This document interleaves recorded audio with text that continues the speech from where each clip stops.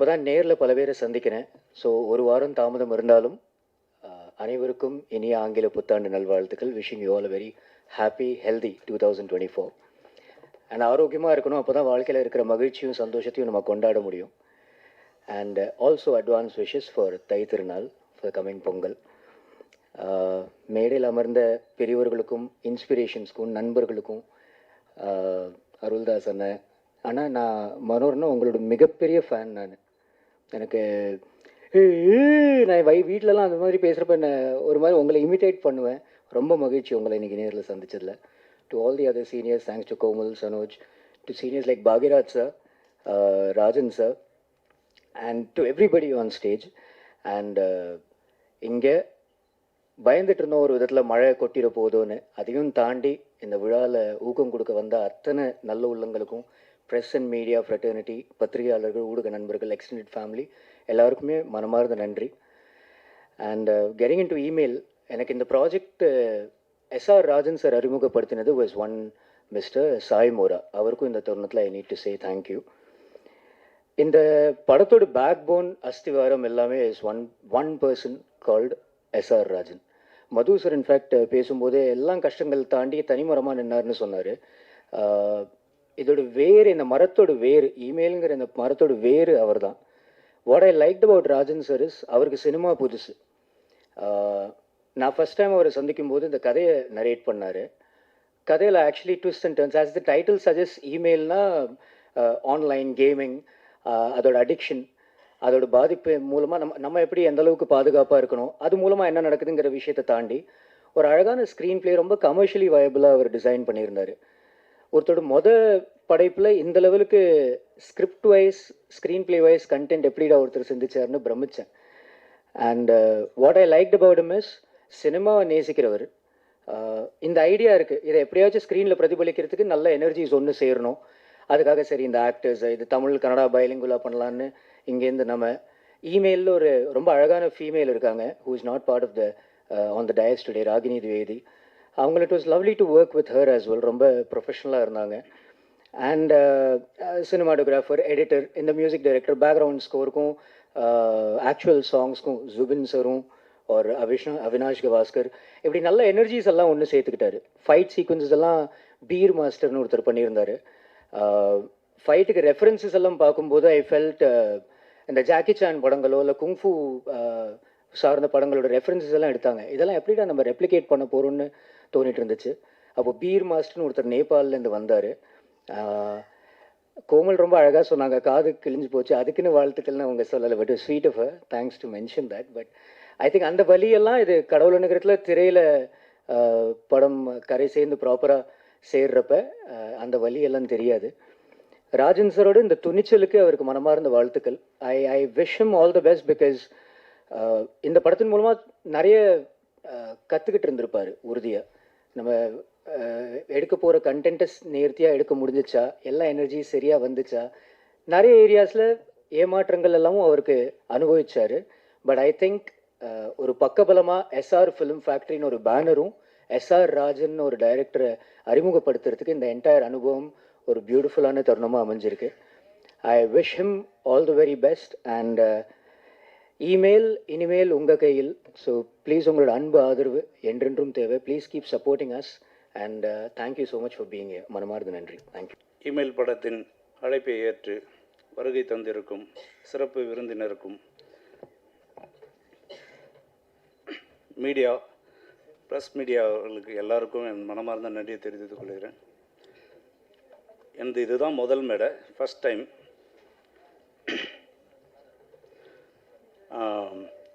இந்த நேரத்தில் Ameer sir first look release பண்ணார், அவருக்கு ஒரு நன்றியை தெரிவிச்சுக்கிறேன். விஜய் சேதுபதி சார் டீசரை ரிலீஸ் பண்ணதுக்கு அவருக்கும் நன்றியை தெரிவிச்சுக்கிறேன். இமெயில் படம் ஒரு சஸ்பென்ஸ் த்ரில்லர் படம். இதில் ஆக்ஷன், காமெடி, சென்டிமெண்ட் எல்லாமே இருக்குது. இந்த படத்தில் 2 சாங்கு, 3 ஃபைட்டு வச்சுருக்கேன். இது மொத்தம் 5 ஸ்டேட்டில் ஷூட் பண்ணியிருக்கேன். பாம்பே, கோவா, கர்நாடகா, தமிழ்நாடு, பாண்டிச்சேரி.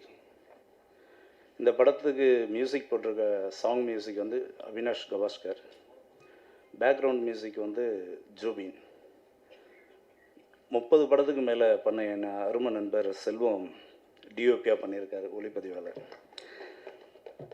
எடிட்டர் ராஜேஷ்குமார், அவர் சொல்லவே தேவையில்ல. தங்க மகன், வேலை இல்லாத பட்டதாரி, கந்தசாமி, நிறைய படங்களை, வெற்றி படங்களை வந்து எடிட்டராக பண்ணியிருக்காரு. அவருடைய முழு எனக்கு சப்போர்ட் இருந்தது. அதேமாரி செல்வம் சாரும் சரி, ஃபுல் சப்போர்ட் பண்ணி எனக்கு இந்த படத்தை கொண்டு வந்திருக்காங்க. இது எல்லாமே எஃபெக்ட் டாண்டி. படத்துடைய முதுகெலும்பு மியூசிக் அண்ட் எஃபெக்ட்டு. ராண்டி அண்ணன் நல்லா பண்ணியிருப்பார். இதோடைய பிரம்மாண்டாக பண்ணது என்னுடைய ஃப்ரெண்டு கிருஷ்ணமூர்த்தி. படத்தை பாருங்கள். படத்தை பார்த்தீங்கன்னா உங்களுக்கு தெரியும். இது வந்து ஒரு ஆன்லைனுடைய ஸ்கேம் கதை.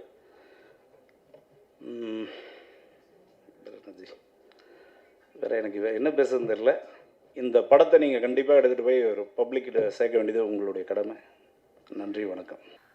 ரொம்ப நாள் கழித்து உங்கள் எல்லாரையும் சந்திக்கிறதுல வந்து ரொம்ப சந்தோஷம். அதுவும் இந்த புத்தாண்டு ஆரம்பித்து இந்த ஆப்பர்ச்சுனிட்டி எனக்கு இங்கே கிடச்சிது to come for this event.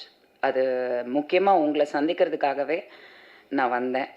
And மேடையில் இருக்கிற எல்லாருக்கும் வணக்கம். Email, it's a very current trending title. The title itself ஒரு பெரிய ஈர்ப்பு கண்டிப்பாக இருக்குது. எல்லாருக்குமே இமெயில்னால் என்னன்னு தெரியும். அது தெரியாத குழந்தை கூட இருக்காது. அந்த அளவுக்கு வந்து இமெயில் அப்படிங்கிறது வந்து ஒரு வெரி, எப்படி சொல்கிறது, ரொம்ப கேட்சி டைட்டில்னு கண்டிப்பாக சொல்லலாம்.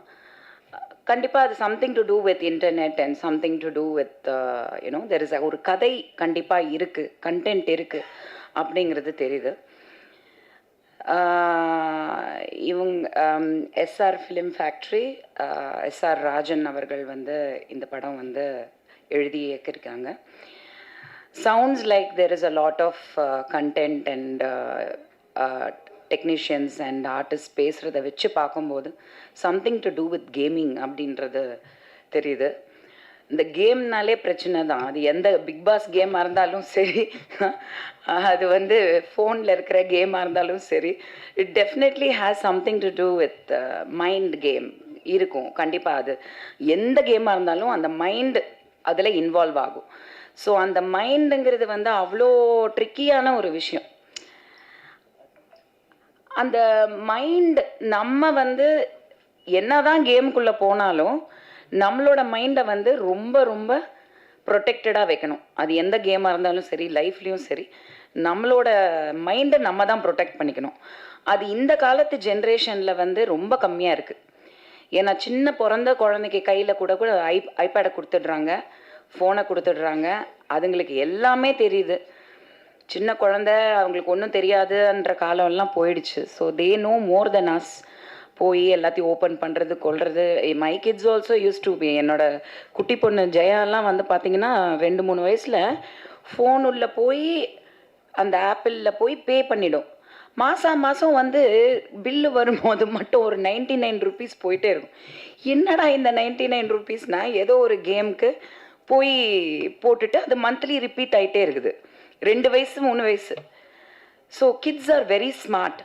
பட் அங்கே தான் நம்ம கற்றுக்கணும் தட் கிட்ஸுக்கு எவ்வளோ எக்ஸ்போஸ் பண்ணணும், எதில் எக்ஸ்போஸ் பண்ணணும், அவங்களுக்கு நல்லது கெட்டது கண்டிப்பாக சொல்லி கொடுக்கணும் அப்படிங்கிறது.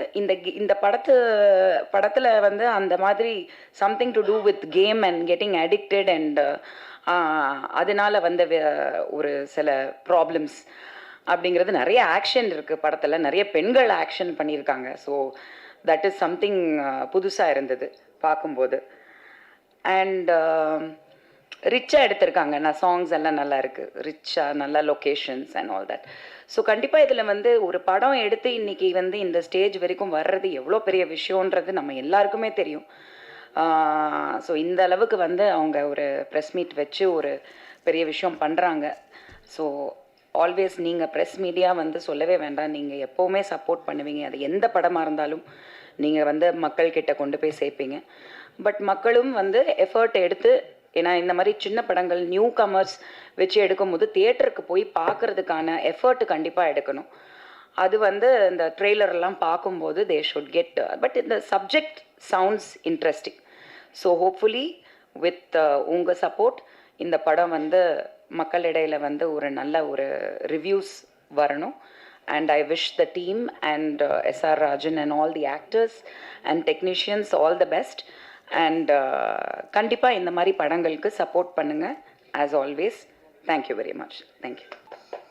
ஐயா பாக்யராஜ் அவர்களும் நானும் நிறைய படத்திற்கு வாழ்த்துவதற்காக அழைப்பார்கள். அப்படித்தான் அருமை தம்பி சக்தி சரவணன் இங்கே அழைத்தார். நான் எல்லா படம் போல தான் இருக்கோம். எல்லாம் பல நல்ல படங்கள் வந்திருக்கு, பண்ணியிருக்காங்க. ஒரு சில படங்கள் ஒரு மாதிரி இருக்கும். சரி, நம்ம எல்லாத்தையும் ஒரே லெவல் பார்க்க முடியாது. ஆனால் இந்த படத்தை நான் சுமாராக நினச்சி தான் வந்தேன். ஆனால் ரொம்ப அற்புதமா, இது ஒரு சின்ன படம்னு சொல்லவே முடியாது. சின்ன படமே இல்லை, நல்ல படம். செலவுகள் பண்ணியிருக்காங்க, ரிச்சா பண்ணியிருக்காங்க. ஒரு மசாலா படம் குஜாலா இருக்குது. மசாலா தான் அது தேவை, அதுக்குன்னு ஒரு ஆடியன்ஸ் இருக்காங்க. அது குஜால், அதையும் சேர்த்திருக்காரு. ஃபைட் பியூட்டிஃபுல், அருமை. ஒரு லேடியை வச்சு பண்ணியிருக்காரு. அந்த லேடி எங்க ஓடி போச்சா? ஹீரோயினியா? இனி வரவே கூடாது, தமிழ் சினிமா பக்கம் வரவே கூடாது. யார் ஒருவரை மரியாதை கொடுத்து படத்தில் போட்டு நடிக்க வைக்கிறீங்களோ அவங்க ப்ரொடியூசருக்கு மரியாதை கொடுத்து அந்த ப்ரொமோஷனுக்கு வரணும். அந்த ப்ரொமோஷனுக்கு வர்றதே அவங்க ப்ரொமோஷன் தான். அதுவும் நாங்கள் படம் எடுக்கிற காலத்திலேருந்து செலவு பண்ணி எல்லா தேவைகளையும் அளவுக்கு அதிகமாக பண்ணி அவங்களை ப்ரொமோட் பண்ணுறோம். நடிக்கிறாங்க, நம்ம இல்லைன்னு சொல்லலை. நடிக்க தெரியாதவங்களுக்கு இயக்குனர் கற்றுக் கொடுக்குறார்.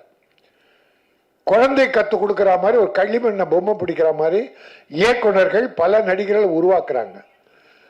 உருவாக்கி வந்த பிறகு படம் வெற்றி பெற்ற யார்கிட்ட போகிறாங்க? ஹீரோ ஹீரோயின்கிட்ட. இதோ மரியாதை கொடுத்து தம்பி அசோக் வந்து உட்கார்ந்துட்டு இருக்கான். வராமல் இருந்திருக்கலாம். ஆனால் இன்னைக்கு ப்ரொடியூசருக்கும் தனக்கும் நாம் நடிச்சிருக்கோம், வரணும், கலந்துக்கணும். நம்ம ஹீரோயினுக்கு சிலர் மரியாதை கொடுக்குறாங்க. நம்ம எல்லாரையும் குறை சொல்லலை. ஆனால் மரியாதை கொடுக்காத, ஒருவேளை அவங்க வெளியூர் ஷூட்டிங்கில் இருக்கலாம். சிலர் அப்படி அவங்க கிட்ட தேதி கேட்காம நம்ம ஒரு தேதியை வச்சுட்டு அந்த நாளில் வாங்கினா வெளி ஷூட்டிங் தான் வர முடியாது. அவங்கள நாம மன்னிச்சிடலாம். ஆனால் படத்தில் நடிச்சுட்டு நல்லா வீட்டில் கஞ்சியோ கூழோ, இங்கே வந்தால் ஹார்லிக்ஸ் போன்விட்டான்னு குடிச்சு உடம்ப கொஞ்சம் ஏற்றிக்கின்னு அடுத்த படத்துக்கு தயாராகிட்டு ப்ரமோஷனுக்கு வரலன்னா மிகப்பெரிய கஷ்டம். அது எவ்வளோ பெரிய நடிகராக இருந்தாலும் சரி இருந்தால். ஆனால் நம்ம அவங்கள கேட்டு வைக்கணும். நம்ம இஷ்டத்துக்கு வச்சுட்டு அவங்க வரலன்னா வருத்தப்படக்கூடாது, அவங்க மேலே குறை சொல்லக்கூடாது. நாம் அப்படிப்பட்ட ஆள் இல்லை. தவறு செய்கிறவங்க தான் கண்டிக்கிறோம், நல்லது செய்கிறவங்கெல்லாம் பாராட்டுறோம். இந்த படம் என்ன கஷ்டப்பட்டீங்களோ அதெல்லாம் தெரியாது எனக்கு. படம் சூப்பர். படம் ஒரு பானை சோற்றுக்கு ஒரு சோறு பதம்பாங்க. அது 2 பருக்கி எடுத்து நசுக்கி பார்க்குறாங்க. நல்லா வந்திருந்தா பானை வந்துட்டு. நான் நசுக்கி மட்டும் பார்க்கல, அதை வாயில போட்டு ருசிச்சு பார்த்தேன். நல்லா இருந்தது. சாங் நல்லா இருந்தது, ஃபைட் நல்லா இருந்தது, கேமரா நல்லா இருந்தது, எடிட்டிங் நல்லா இருந்தது. நீங்க எடுத்த ஒவ்வொரு வீடு இடம்லாம் ரிச்சா இருந்தது, அழகா, எந்த குறையுமே இல்லை. அதனால இது ஒரு வெற்றி படம். சின்ன படங்க வெற்றி பெற்றிருக்கான்னா வெற்றி பெற்றிருக்கு. சமீப காலமா இந்த ஓராண்டு 2 ஆண்டுல சின்ன சின்ன படங்கள்லாம் பெரிய படம் ஆயிடுச்சு. பல பெரிய படங்கள் சின்ன படமா போயிடுச்சு. 50 கோடி 100 கோடியில தயாரிச்செல்லாம் சின்ன படமா போயிடுச்சு. 5 கோடி 10 கோடி எல்லாம் பெரிய படம் ஆயிடுச்சு. டாடா, இருகப்பற்று, குட் நைட், இப்படி போர்த்தொழில், இப்படி பல படங்கள் வெற்றி பெற்றிருக்கு. அதனால இந்த படம் நிச்சயம் வெற்றி பெறும் தம்பி. நீங்க ஒரு நல்ல இயக்குனராக வருவீங்க. சின்ன படம் எடுக்கவே முடியல, பெரிய படம் தயாரிப்பாளர்கள் கோடி கோடியா இருக்கு என்னமா, சரி. சின்ன படம் எடுக்கவே முடியல, எடுத்து வந்தாலும் ரிலீஸ் பண்றது கஷ்டம், ஃபைனான்ஸ் கொடுக்கல. ஆனால் மாண்புமிகு தமிழக முதல்வர் அவர்கள் மிக அற்புதமான ஒரு திட்டத்தினை அறிவித்து, ஒரு பால் சினிமா உலகம் வர எல்லாத்திலேயே எல்லோர் வயிற்றிலும் பால் ஊற்றி இருக்கிறார்கள்.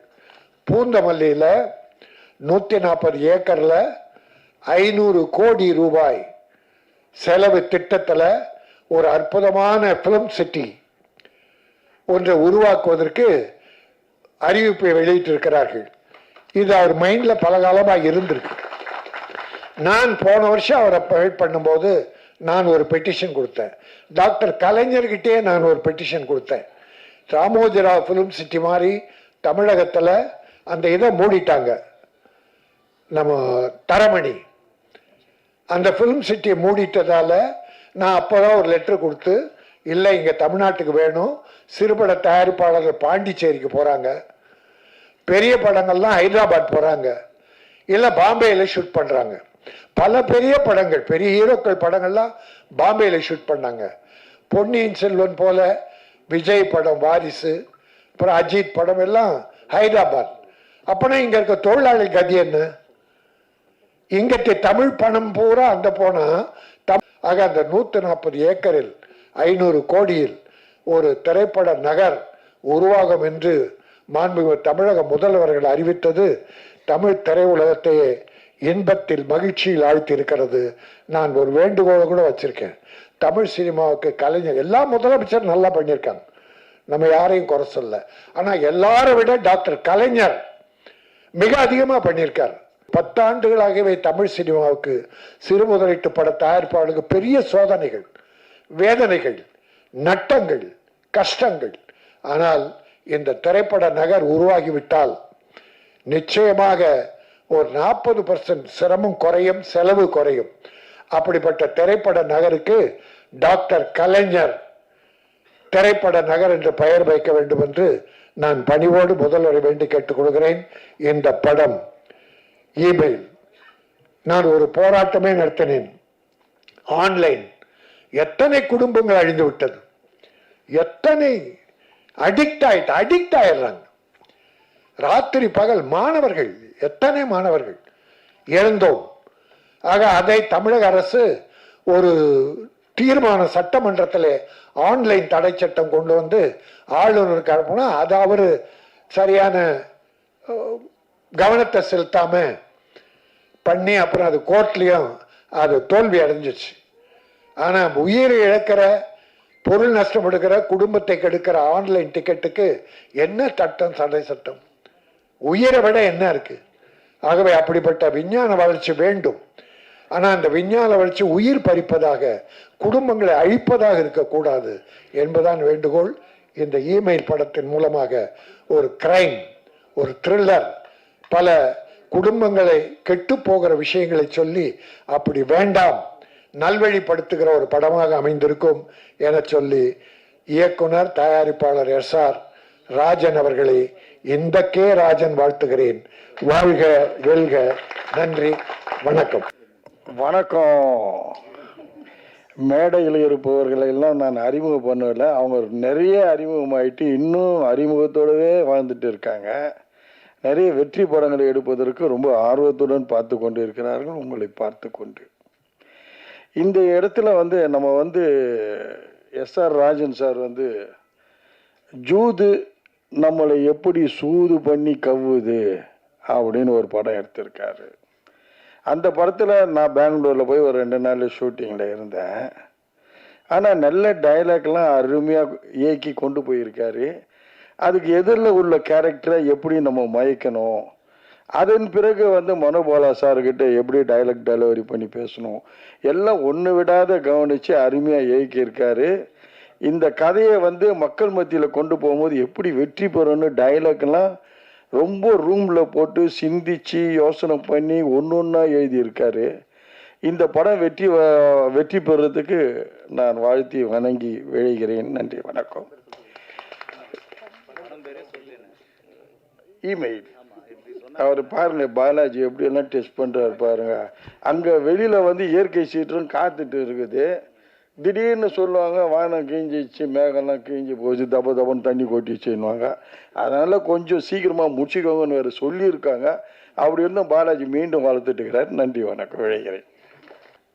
அந்த சின்ன படங்களுக்கு கவர்மெண்ட்டு கண்டிப்பாக ஒரு காம்ப்ளெக்ஸில் வந்து 4 தேட்டர் இருக்குன்னா ஒரு தேட்டர் கண்டிப்பாக சின்ன படங்களுக்கு கொடுக்கணும்னு ஒரு சட்டம் கொண்டு வரணும்னு பல தடவை சொல்லியாச்சு. இந்த சின்ன படங்கள் எப்படி வரும்? ஸ்க்ரீனுக்கு வந்தால் தானே ஜனங்க பார்த்து அதுக்கப்புறம் அப்ரிஷியேட் பண்ணுவாங்க. ஸ்க்ரீனே கிடைக்கல அப்படின்னு சொல்லும்போது எப்படி பண்ண முடியும்? ஸோ அதனால் கவர்மெண்ட் நினச்சது அப்படின்னு சொன்னோம்னா, இப்போ எப்படி இந்த ஸ்கீம் கொண்டு வந்திருக்காங்க, 500 கோடியில் ஒரு சினிமா சீரழிஞ்சிடக்கூடாது, சினிமாவுக்கு அது ஏதாவது ஒரு விதத்தில் நல்ல விதமாக உதவி பண்ணணும்னு சொல்லிட்டு அந்த மாதிரி கவர்மெண்ட் வந்து இதையும் இப்படி தேட்டரில் வந்து ஒரு தேட்டராவது ஒரு சின்ன படத்தை கொடுக்கணுங்கிற மாதிரி ஒரு சட்டம் வந்தது அப்படின்னா, சிறு முதலீட்டாளர் படங்களுக்கு எல்லாருமே ஒரு காலத்தில் வந்து சின்ன படத்தில் புதுசாக அறிமுகமாகிற மாதிரி தான் எல்லாமே இருந்தாங்க. ஸோ அதுக்கப்புறம் தான் ஒவ்வொருத்தரும் பெருசாக வளர்ந்துருக்காங்க. அதனால் அவங்களுக்கு வந்து இன்றைக்கி அவர் வந்தோடனே ராஜன் சார் ரொம்ப வருத்தமாக தான் சொன்னார், ஒரு 5 பேர் தான், அதை தவிர்த்து வேறு படங்கள் ஒன்றுமே இன்றைக்கி ஓடுற மாதிரி இல்லை, அப்படி ரொம்ப கஷ்டமாக இருக்குது அப்படிங்கிற மாதிரி ரொம்ப ஃபீல் பண்ணி சொல்லிட்டு இருந்தார். ஸோ அதுதான் அவர் பேசும்போதும் வந்து மனம் விட்டு பேசி அதுக்கப்புறம் கவர்மெண்ட்டையும் அப்ரிஷியேட் பண்ணார். இப்போ படத்தை இமெயில் நம்ம அசோக் ரொம்ப கொடுத்து வச்சவர். அவர் ரொம்ப அதிர்ஷ்டசாலி. ஏன்னா படம் பார்க்கும்போது பாட்டு மற்ற இடங்கள்ல எல்லாம் கண்கொள்ளா காட்சின்னு சொல்லுவாங்க பாடு. அது டைரக்டர் படத்தில் பார்த்தோன்னையுமே கண்கொள்ளா காட்சியாக இருந்தது. அது அவர் பாட்டிலெல்லாம் நடிக்கும்போது அவருக்கு நேரில் நம்ம தான் ஸ்க்ரீனில் தான் பார்க்குறோம், அதில் ஒரு டேக் ஓகே தான் மாறும். ஆனால் அவர் அசோக் அப்படி இல்லையே, எல்லா டேக்கும் தப்பாக கவுண்ட் பண்ணி சூரலாசித்தங்களை சொன்னேன், தப்பாக செஞ்சால் ஒரு 5-6 டேக்கு 5-6 தடவை கட்டி பிடிக்கலான்னு. அந்த மாதிரி பாடல்களெல்லாம் எப்படி இருந்ததுன்னு தெரியல. இதில் போடும்போது ஒன்று போட்டிருந்தாங்க, என்னென்னா இமெயில் என்னென்னலாம் மோசடி நடக்குது அப்படின்னு சொல்லிட்டு. எல்லாத்துலேயும் தான் பாசிட்டிவும் இருக்கும், அதே மாதிரி நெகட்டிவும் இருக்கும். அதனால் எது விஞ்ஞான கண்டுபிடிப்பு வந்தாலும் அதில் ஏதாவது ஒரு பாசிட்டிவ் இருந்தாங்கன்னா இன்னொரு நெகட்டிவும் ஒரு சைடு இருக்கத்தான் செய்யும். ஸோ அதனால் அதில் இந்த மோசடி அப்படின்னு சொல்லும்போது நாட்டில் சினிமாவில் அதில் தான் ஆன்லைனில் தான் மோசடிங்கிறது இல்லை. ராஜன் சார் பேசும்போது கரெக்டாக கவனிச்சுக்கிட்டே இருந்தீங்கன்னா தெரிஞ்சிருக்கும் நாட்டில் லைசன்ஸோடு எவ்வளோ மோசடி நடந்துட்டுருக்குன்னு. ஏன்னா நம்ம வாங்கியிருப்போம், பர்மிஷன் வாங்கிட்டு போயிருப்போம், ஆனால் அவங்க காசு கேட்பான். இந்த ஊட்டி வரைக்கும் இங்கேருந்து போயிருப்போம், எல்லோரும் போனதுக்கப்புறம் அங்கே ஒரு இது வச்சுருக்கான், அங்கே ஒரு தனி யூனியன் ஒன்று வச்சுக்கிட்டு இங்கே தான் கார் எடுக்கணும். இதெல்லாம் வந்து எத்தனை கஷ்டங்களை வந்து தயாரிப்பாளர்கள் சந்திக்கிறது. ஸோ அந்த மாதிரி நிறையா அந்த மாதிரி தப்புகள் தவறுகள் நாட்டில் அந்த மாதிரி மோசடிகள் கண்ணுக்கு தெரிஞ்சு நிறைய நடக்குது. என்னென்னா ஒவ்வொருத்தரும் அவன் ஃபீல் பண்ணணும், அவங்கவுங்க தனி மனிதன் வந்து நம்ம தனி மனிதன் அல்ல அப்படின்னு சொல்லி ஃபீல் பண்ணால் தான் இந்த மோசடிங்கிறது நிற்கும். நம்ம செய்கிறது ஒவ்வொன்றும் வந்து நம்ம ஒருவனை மட்டும் போகிறதில்ல அப்படின்ட்டு. ஏன்னா ஒரு உதாரணத்துக்கு ஒரு இன்சிடெண்ட்டு, பாரிஸிலிருந்து லண்டன் போகிறதுக்காக, இல்லை லண்டன் டு பாரிஸ் போகிறதுக்கு ஹூவர் கிராஃப்டில் போனோம்னா நிறையா அது கொஞ்சம் வித்தியாசமாக இருக்குது. அது தண்ணியிலையும் இல்லை, நான் சொல்கிறது ரொம்ப வருஷத்துக்கு முன்னால் ஃபேமிலியோடு போயிருந்தப்போ தண்ணியிலேயே இது பண்ணாமல் அப்படியே மேலாலேயே போகும் அப்படின்னு சொல்லிட்டு அது கொஞ்சம் நல்லா இருக்கும் அப்படின்னு சொன்னாங்கன்ட்டு. ஆனால் அங்கே போய் இறங்குக்கப்புறம் பாரிஸ் போகிறதுக்கு வந்து கிட்டத்தட்ட 3 hours ட்ரெயினில் இது பஸ்ஸில் தான் போக வேண்டியிருக்கும். அதனால் ஃப்ளைட்டில் போனோம்னா 3/4 மணி நேரம் 1 மணி நேரத்தில் போயிடலாம். பட் இதில் போயிட்டு அதுக்கப்புறம் பஸ்ஸில் போகணும். ஆனால் சைட் சீயிங் நல்லா இருக்கும்போது அதை ப்ரிப்பேர் பண்ண, ஏன்னா குழந்தைகளுக்கெல்லாம் நம்மளும் சைட் சீயிங் பார்த்துக்கிட்டே போகிறோம் அப்படின்னு சொல்லிட்டு. ஆனால் அங்கே போய் ஹோவர் கேப்பில் இறங்கணுன்னே பஸ்ஸில் தான் போய் ஆகணும் அப்படின்னு சொல்லி அப்புறம் பஸ்ஸில் எல்லாம் ஆல்ரெடி டிக்கெட் ரிசர்வ் பண்ணியிருந்தேன். பஸ்ஸில் ஏறிட்டோம். ஏறினதுக்கப்புறம் வந்து பஸ்ஸு புறப்படுற நேரம் அப்போ திடீர்னு தடன்னு கதவை தட்டி திறந்தா ஒரு இங்கிலீஷ் லேடி, யாரோ ஒருத்தி, எந்த நாட்டுக்காரையும் தெரியல, உள்ளே வந்தால் கண்டக்டர் வந்து ஸ்டாப் பண்ணிட்டான். சாரி அப்படின்ட்டு. என்னென்னா இல்லை டிக்கெட்டு ஃபுல்லாகிடுச்சு, சீட் இல்லை, அதனால் உட்கார முடியாது, சாரின்னு. அந்த அம்மா வந்து ரொம்ப கெஞ்சுறாங்க. என்னென்னா இவங்க வந்து பாரிஸ் போய் வேறு ஒரு ஃப்ளைட்டு பிடிச்சி அவங்க வேறு நாட்டுக்கு போகணும். ஸோ அந்த ஃப்ளைட்டை மிஸ் பண்ணிட்டாங்கன்னு சொன்னோம்னா அதுக்கப்புறம் 1 நாளோ 2 நாளோ 3 நாளோ அவங்க இங்கே தங்கி அதுக்கப்புறம் அடுத்த ஃப்ளைட்டு பிடிக்கிறதுங்கிறது பெரிய கஷ்டமான ஒரு சமாச்சாரம். அந்த அம்மா அழுகிற மாதிரி ஆகிட்டாங்க, கெஞ்சுறாங்க. ஆனால் இவன் இந்த கண்டக்டர் ஒத்துக்க மாட்டேன், ஆமாம் எனக்கு வேலை போயிடும், ஏன்னா சீட்டு இல்லாமல் நான் வந்து ஒரு ஆளை நான் நின்றுட்டு வர்றேங்கிறேன், அப்படி நிற்க வச்சேன்னு சொன்னோம்னா என்னை வழியில் பிடிச்சிட்டாங்கன்னா என் வேலை போயிடும். ஐ எம் ஸோ சாரி அப்படிங்கிற அந்த அம்மா கெஞ்சுறாங்க, ஏன்னா இது ஃப்ளைட் விட்டுட்டா எனக்கு அவ்வளோ கஷ்டம் அவ்வளோ கஷ்டம் அப்படின்ட்டு. அவன் சீட் இல்லாமல் நான் வந்து முடியவே முடியாது அப்படின்னு எல்லோரும் வேடிக்கை பார்த்துட்டு இருக்கோம். அப்புறம் டிரைவர் அவங்க கண்டக்டர்கிட்ட கேட்டேன், சீட்டு தான் பிரச்சனையா? ஆமாங்க, சீட் இல்லாமல் அவன் நின்றுட்டு வந்தான்னா யாராவது பார்த்தான்னா வழியில் தெரியும், பிடிச்சிக்குவான், அதனால் நான் கஷ்டம் அப்படிங்கிற மாதிரி சொன்னேன். இப்போ நான் என் பொண்ணு வந்து 6 வயசு அம்முலு, நான் அதுக்கு சீட்டு டிக்கெட்டு வாங்கியிருந்தேன். நான் சொன்னேன், என் பொண்ணை கூப்பிட்டு என் மடியில் உட்கார வச்சுக்கிட்டு அவன் இந்த சீட்டில் உட்கார வச்சுட்டு டிக்கெட் போட்டு கொடுத்துட்டு அப்படின்னு. அவன் 3.5 hours 4 hours சார் டிக்கெட் எடுத்திருக்கீங்க, மடியிலே உட்கார வச்சு, ஐயோ என் பொண்ணு என் மடியில் உட்கார வைக்கிறது என்ன எனக்கு கஷ்டமாக, பரவாயில்ல விடு அப்படின்னு சொல்லிட்டு அதுக்கப்புறமா வந்து உடனே சரின்னு சொல்லி அவன் அழுகிறத பார்த்து ரொம்ப கஷ்டமாக இருக்குன்னு அப்புறம் அவனும் வந்து டிக்கெட்டுக்கு வாங்கிட்டு உட்கார வச்சுட்டான். என்ன எதுக்கு சொல்ல வரேன்னா, இது எல்லாருமே பார்த்துட்டு இருந்தாங்க.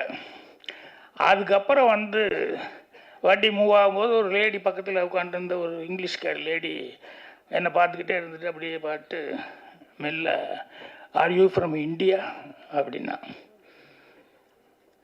எனக்கு அப்படி ஒரு சந்தோஷமாக இருந்தது.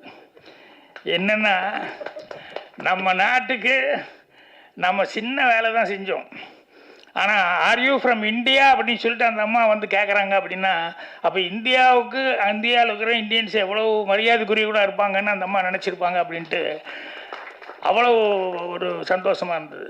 அதனால் மனிதர்கள் யாருமே வந்து தனி மனிதர்களே கிடையாது. நம்மளை நம்பி நம்ம வீடு இருக்கிற மாதிரி நம்மளுக்கு நம்ம ஊர் பேர் காப்பாற்ற வேண்டியிருக்குது, அதுக்கப்புறம் நம்ம டிஸ்ட்ரிக்ட் பேரை காப்பாற்ற வேண்டியிருக்குது, அப்புறம் தமிழ்நாடுனா தமிழ்நாடு காப்பாற்ற வேண்டியிருக்குது, அதுக்கப்புறம் இந்தியாவினுடைய இதை காப்பாற்ற, அந்த மாதிரி ஒவ்வொரு தனி மனிதனும் வந்து கடமைங்கிறது அப்படி ஒன்று இருக்குது.